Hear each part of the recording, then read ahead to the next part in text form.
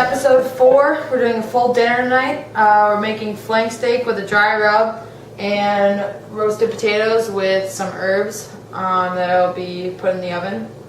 It's a pretty traditional Eckstein dinner. It's one of our favorites to make, and people love it. So we're also going to serve it with a salad, a green salad, and on some asparagus. But we figure you know how to do all that stuff. And somewhere later on the road, we're going to show you how to make a quick salad dressing if anybody's interested. So, what are you going to do? First, take the flank steak. It should be equal size. We got them at Costco. What? We're not plugging Costco, but we love Costco. Just roll it out. Turn them the other way. I like this. Okay, let me talk about the rub while she's preparing that. This rub is borrowed from a barbecue website. It's for smoking a brisket.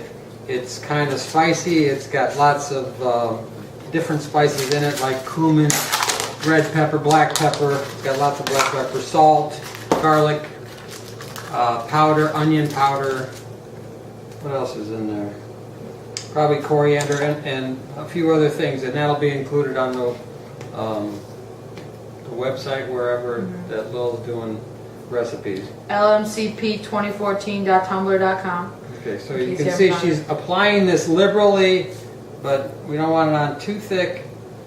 I really don't think you can overdo it that much. We're just going to put these under the broiler. So it's a relatively quick, the process takes longer just to kind of sit around and wait for this rub. We're going to let it sit for about an hour. That's plenty. Yeah. Yeah, it's plenty. Because you're going to flip it over and it's going to sit right in that stuff anyway. So, done. Good. Now, just take them, flip them over as cleanly as you can, and just put the. And on the other side, we're not going to put as heavy of a rub. Okay, that's a little bit on the heavy side. It won't hurt it though. It'll be very flavorful steaks.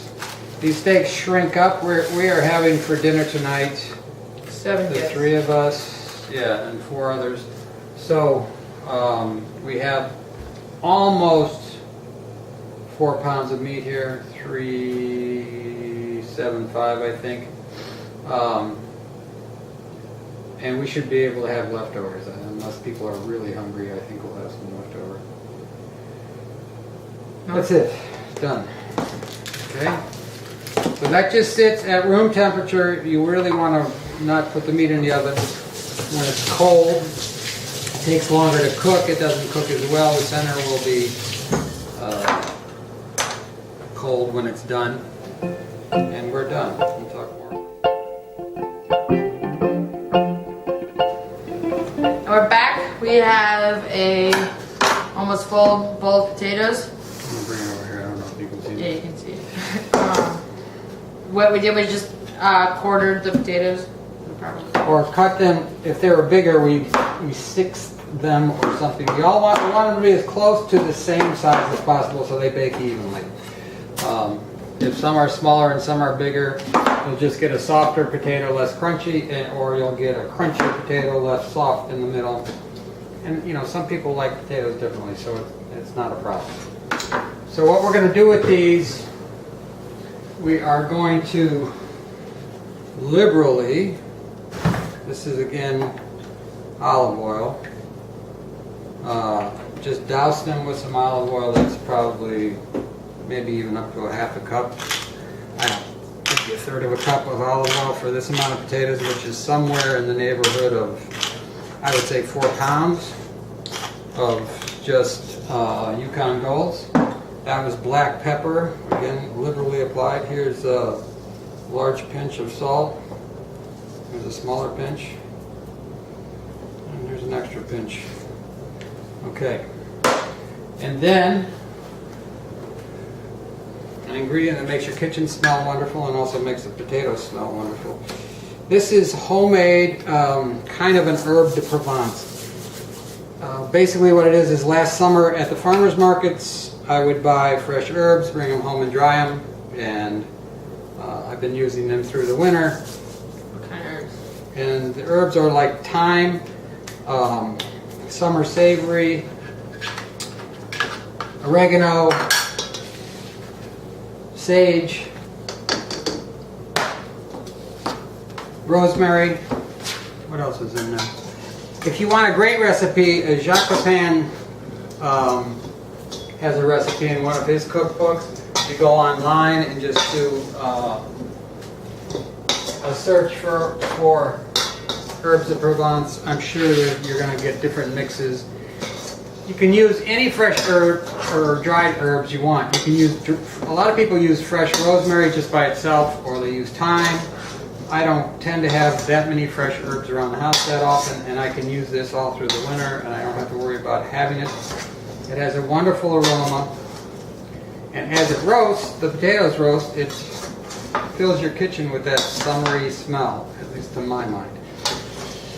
So these are well mixed. Everything is lightly coated with oil and with the herbs and with the salt and pepper, and we're going to let them sit for a little while. Then we'll spread them out on these trays and roast them in the oven at 375, and it'll probably take up to about an hour.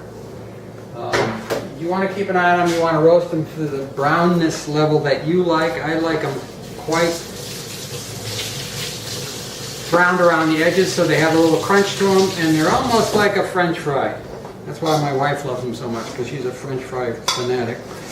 Although she doesn't eat very many French fries, but she loves them. So this is a nice, I think, a healthier alternative. And that's that.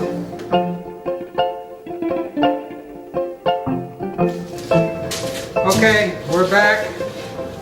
In the meantime, I've made the salad, just chopped up some lettuce and washed it, and Asparagus. the asparagus was just poached, basically. Not brought to a complete boil, but almost to a boil, and in very salty water. And we're letting it cool now, and we're going to serve it at room temperature.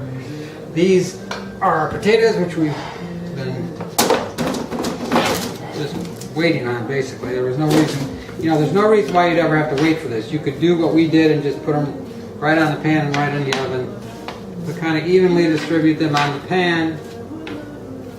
Do this. Any little extra oil floating around is a good thing.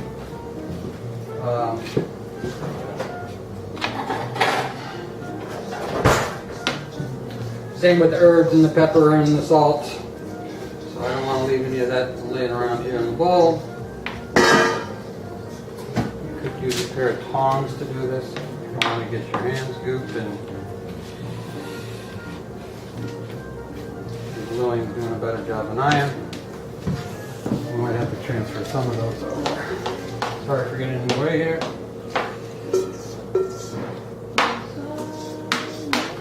Okay.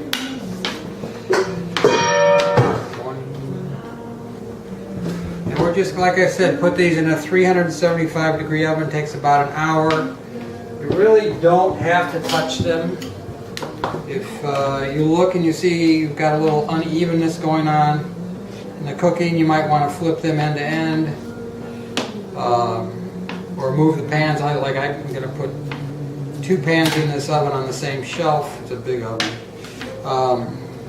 And if you have an oven that, like my littler oven over here, you have to do 2 different racks. You might want to flip those during the process to get even browning.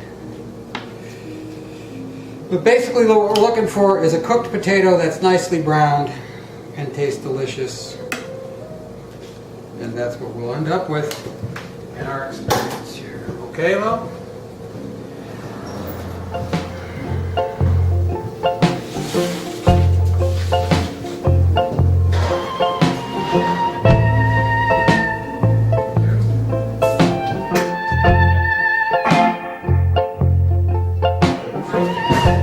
We're back again. Our guests have arrived, and we're getting ready to put the steak on it. So Lil's going to transfer to the. Want to talk about what this is? To broil pan, and it's wrapped in aluminum foil only to make it easier to clean it afterwards. We have the bottom line and the left line. And again, it's just a time saving for us.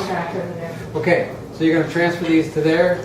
Both of them fit perpendicular to what you're looking at here. And I would put that bottom side up. You know what I'm saying? Bottom side up. If he has a number. Okay. So they just transit the week. So like I said, these will shrink a lot. So I really not worried that they're overlapping or anything like that. I've got the broiler set on high, and I've got I'll show you where the racks are set. You can't really see that. I'm about third one down, and we're just going to slide that right under the broiler. And I'll set a timer for about 7. No, all the way top. Right under the broiler. There you go. See, this is your heating element. This is what's going to cook. It's like having a fire, but it's electric. Okay? So we're going to set the timer for about 7 minutes. And we'll keep an eye on things. If they start getting too done, we'll pull them out, but I think they'll be fine for 7. They might go a little longer, and we'll come back when we flip them. Okay, we're back. It's actually been 7 minutes, just about 15 seconds short of that, shy of that. And as you can see, we're cooking a little hot here. So what Lil's going to do now is take those and flip them over.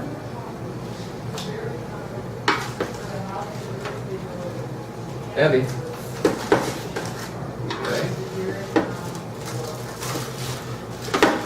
Try not to have them overlapping. Push them apart. There you go. There you go. Okay. Come back in. Now we'll put these back in for set the timer for about 6 minutes.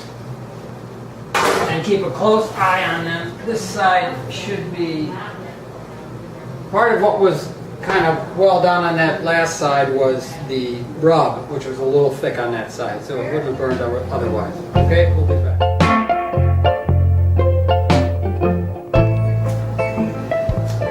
Okay, Lil, what do you think? These done? Smell them. This Definitely the one on the right looks done.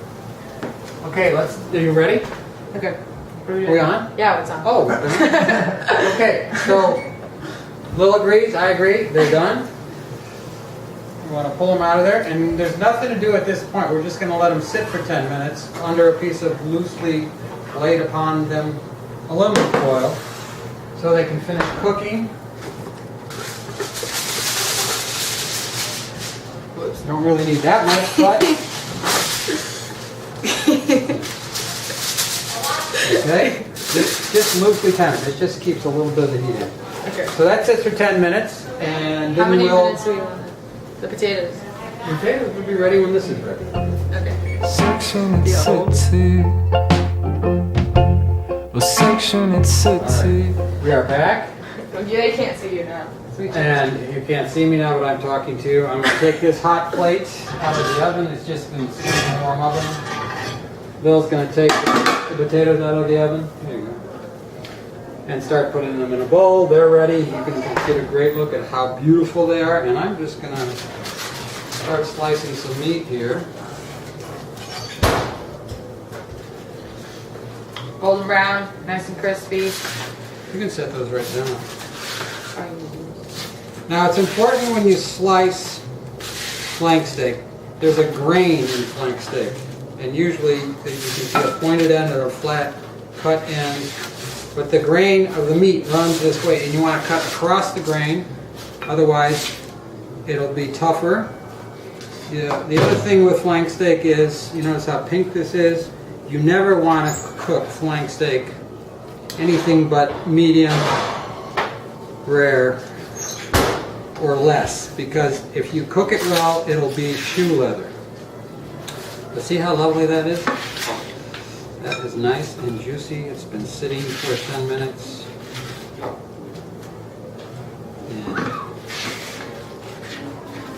And I hope you can see that color. And we have a guest tonight who we're going to interview after the meal. Special guest. Special guest, Bolu Johnson. And he will be interviewed and tell us what his thoughts on the meal. His credentials are he's a supposed track star. He is a supposed. He is 3-year varsity captain. Yes. Vice president to my senior presidency. The Barack to my Hillary. What else? Second oldest, so middle child, just like Marty. And A good also friend, a good and friend. he has a sister in the same college as Lillian's older brother. And he's my dad's favorite friend.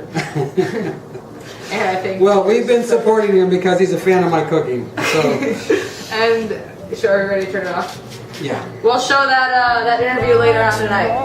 Get excited.